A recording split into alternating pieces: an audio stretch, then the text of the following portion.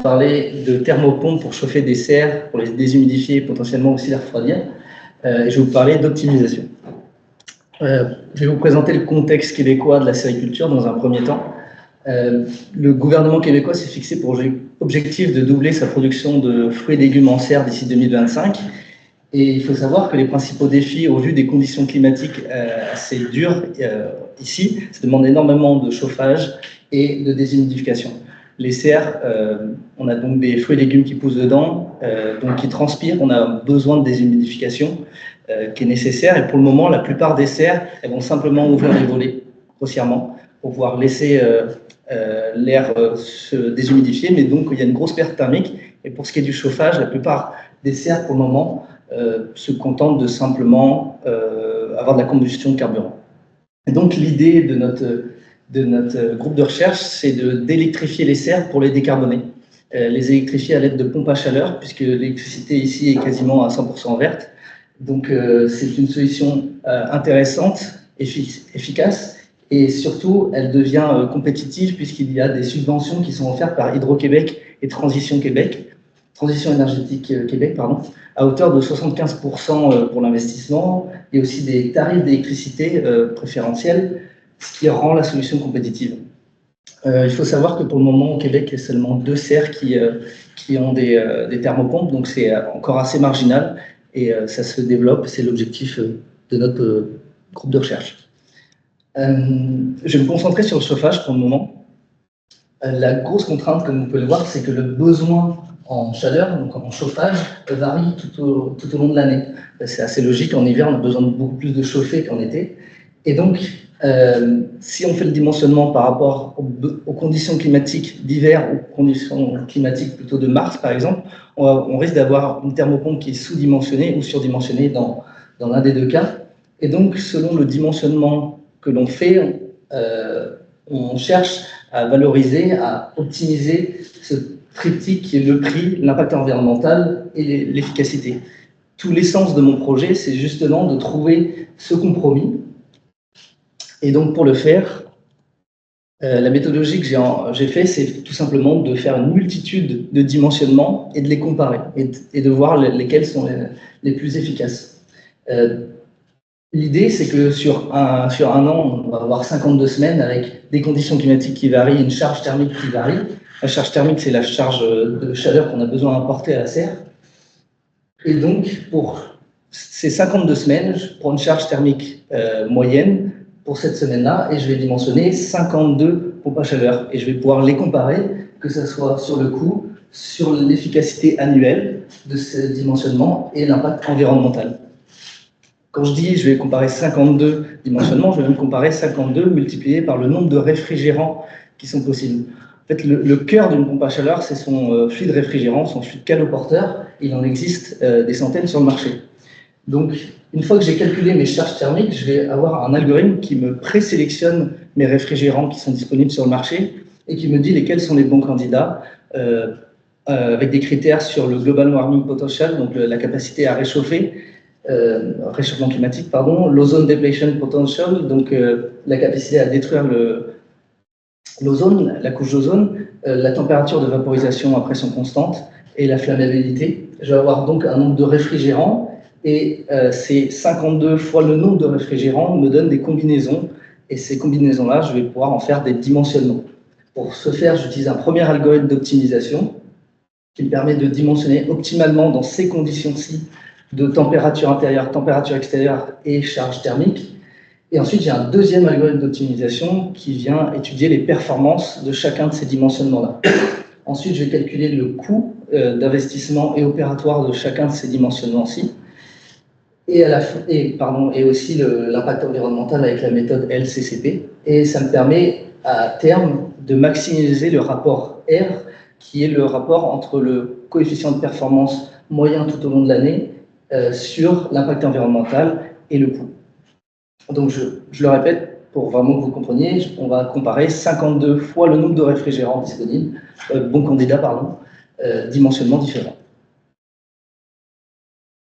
Maintenant que je vous ai présenté la méthodologie générale, j'aimerais m'attarder un peu sur le modèle thermodynamique que j'ai développé pour pouvoir répondre pour pouvoir faire ce dimensionnement et cette étude de performance.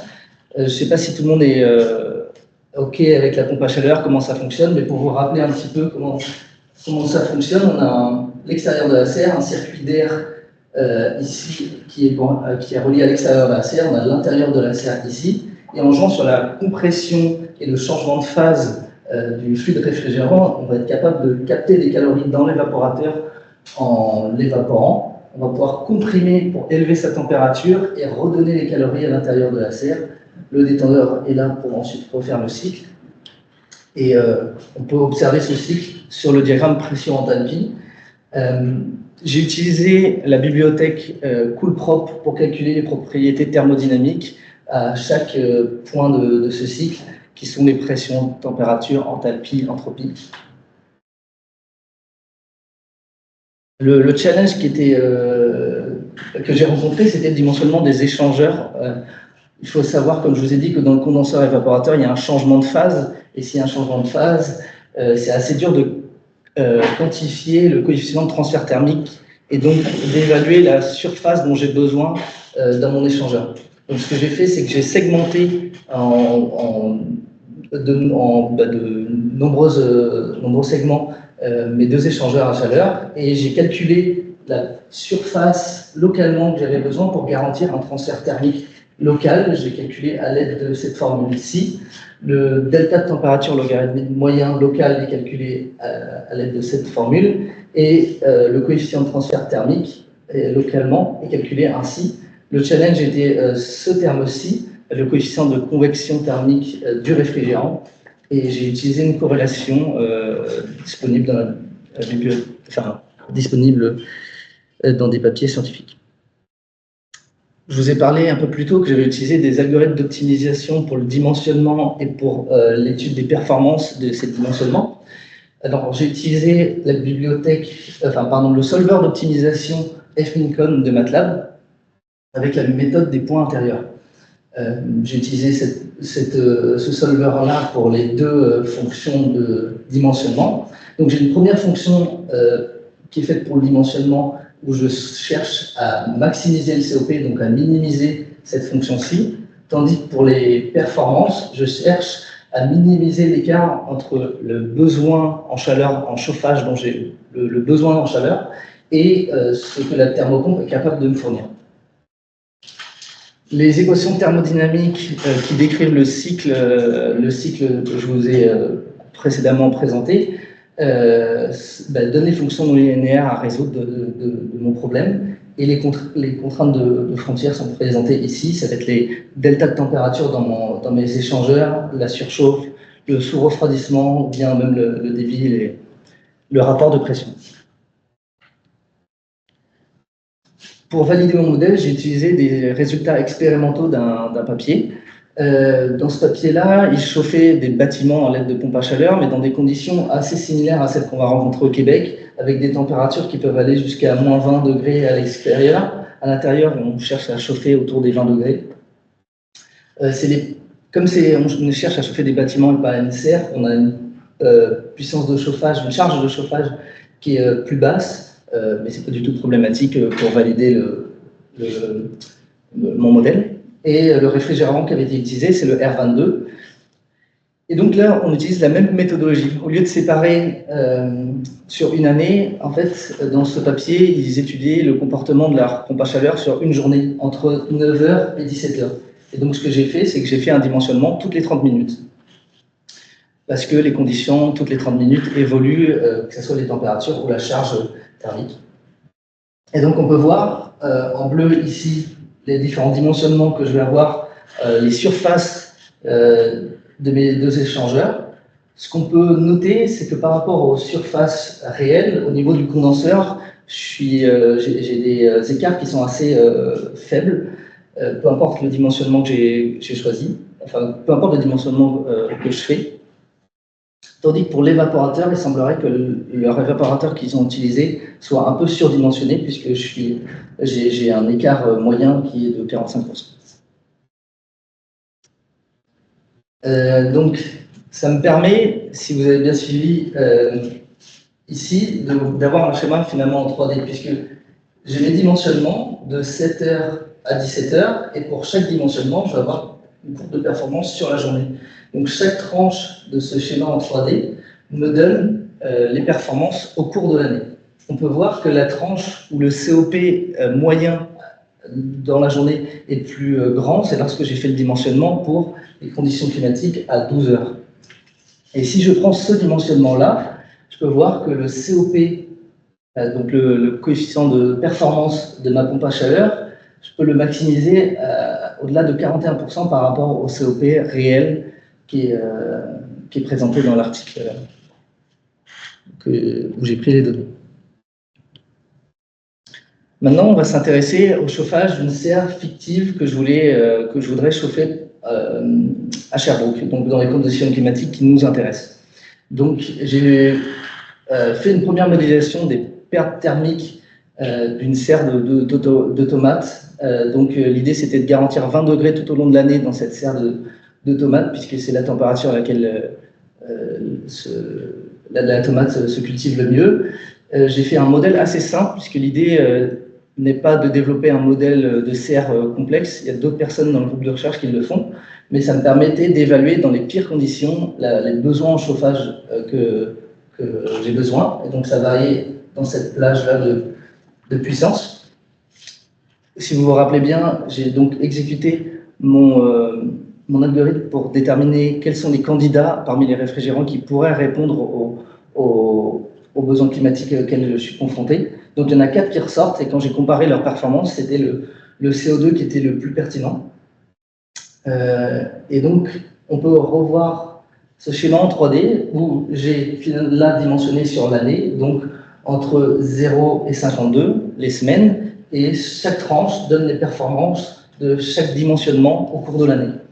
On peut voir que la tranche qui maximise le COP moyen annuel et le dimensionnement de la première semaine de février, lorsque j'ai réalisé ce dimensionnement pour 83% de la puissance thermique maximale, donc le pic de froid dans l'année.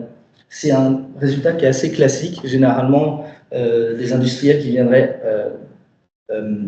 installer une pompe à chaleur dans une serre ou dans un bâtiment, ils vont généralement dimensionner la pompe à chaleur pour ces ordres de grandeur de puissance, c'est-à-dire 80% de la puissance maximale nécessaire dans l'année. Mais je vous ai présenté un peu plus tôt qu'on voulait aussi prendre en considération des aspects économiques et un aspect environnemental. Donc j'ai utilisé des équations de la littérature scientifique pour évaluer le coût d'investissement des compresseurs de mes différents dimensionnements selon le débit, selon le rapport de pression, les évaporateurs en fonction des surfaces d'échangeurs que j'ai calculées et des tendeurs en fonction du débit. Pour ce qui est des coûts opérationnels, j'ai calculé ça avec la puissance thermique dont j'ai besoin.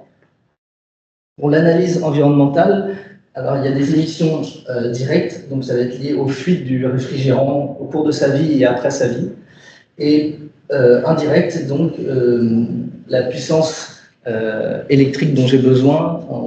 Au Québec, on sait que l'électricité est plutôt verte, mais dans d'autres pays, on va avoir un facteur d'émission électrique qui pourrait être assez élevé, et donc ça va jouer dans cette équation. L'hypothèse que j'ai faite pour cette analyse économique, c'est que la serre dispose déjà d'un système un système de propane. La plupart des serres dans lesquelles on va venir vouloir installer une thermopompe, ils ont déjà leur système de propane et on va venir ajouter une pompe à chaleur. Et donc ce système de propane, il va pouvoir nous servir de système d'appoint. Et donc le scénario dans lequel j'ai plongé cette analyse économique, c'est que lorsque la pompe à chaleur ne permet plus de subvenir aux besoins énergétiques de la serre, la pompe à la chaleur se coupe et le système d'appoint, le backup, prend le relais jusqu'à temps que la pompe à chaleur puisse reprendre. J'ai ces valeurs d'entrée, je ne vais pas m'attarder dessus. Et donc, je l'avais présenté un peu plus tôt, mais ce que je cherche, c'est maximiser ce rapport R, qui est le COP moyen annuel sur l'impact environnemental et le coût.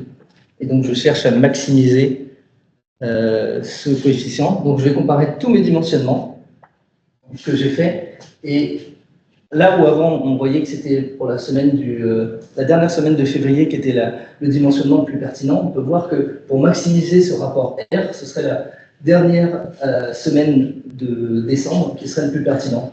Le facteur R est maximal à ce moment-là, et finalement ça correspond à un dimensionnement qui aurait été fait pour 71% de la demande en chauffage maximal. Pour ce dimensionnement-là, le propane n'a même pas été utilisé en backup. Et pour vous donner une ordre d'idée de ce que ce dimensionnement coûterait, comme je vous ai dit, je me suis mis dans le scénario où la personne a déjà un système de propane, et donc on veut comparer si le sériculteur garde simplement son système de propane, au bout de combien d'années, s'il vient à mettre une pompe à chaleur, au bout de combien d'années ça serait pertinent pour lui, pour combien d'années il y aura un retour sur investissement. Le résultat que j'ai obtenu, c'est qu'au bout de 9 ans et demi, avec ce dimensionnement-ci, ce serait intéressant d'installer, il y aura un retour sur investissement au bout de 9 ans et demi. Je vous ai beaucoup parlé de chauffage. Maintenant, je vais vous parler un peu de déshumidification. Je n'ai pas eu le temps de faire autant de travail sur la déshumidification, mais j'ai quand même développé un modèle MATLAB de dimensionnement, mais pas d'optimisation comme j'ai pu le faire pour le chauffage. C'est un peu différent dans le cas de la déshumidification, puisque maintenant, on va prendre l'air chaud de la serre qui est humide et on va vouloir venir condenser l'eau dans l'évaporateur. Donc, dans la surface froide, on va condenser l'eau qui est présente dans l'air. Ça a pour conséquence de refroidir l'air. Donc, il faut réenvoyer cet air dans le condenseur pour pouvoir le réchauffer avant de le réinjecter dans la serre. Ça nous permet d'avoir de l'air chaud et sec grâce à une pompe à chaleur. Je ne sais pas si vous connaissez un peu le diagramme psychrométrique. On va avoir l'humidité spécifique ici, la température et nos humidités relatives. Et donc, ce qui se passe vis-à-vis de le cycle que je vous ai décrit, on part d'une humidité relative qu'on veut descendre à ce point-ci, donc on va atteindre la courbe de saturation, diminuer son humidité spécifique pour ensuite réchauffer l'air. Comparer dans des conditions similaires par rapport à la serre de Sherbrooke que je vous ai présentée précédemment avec une température intérieure de 20 degrés, moins 13 à l'extérieur, et le même fluide réfrigérant. On peut voir en rouge ici, en plus petit, le cycle de déshumidification, tandis qu'on a le cycle de chauffage, pardon, en rouge ici, et en vert le cycle de déshumidification. Et donc on peut voir, si vous êtes familier avec ce genre de diagramme, que la déshumidification consomme beaucoup moins d'énergie, demande beaucoup moins au compresseur. C'est le travail que, pour le moment, j'ai réalisé, mais il demanderait à faire tout ce travail d'optimisation que j'ai pu faire pour le chauffage. On pourrait faire ce même travail pour la déshumidification. Donc pour conclure, je vais conclure sur cette serre fictive à Sherbrooke de 160 mètres carrés que je voudrais chauffer. Si je m'intéresse seulement au COP moyen, on peut voir que le dimensionnement qui maximise les performances de la pompe à chaleur, c'est un dimensionnement qui correspond à 83% de la charge thermique maximale. Si maintenant je prends en considération le coût et l'impact environnemental, on peut voir que le dimensionnement qui est le plus intéressant, c'est un dimensionnement qui a été fait avec 71% de la charge thermique maximale. Le COP passe de 3,6 à 3,5, ce qui n'est pas une chute énorme.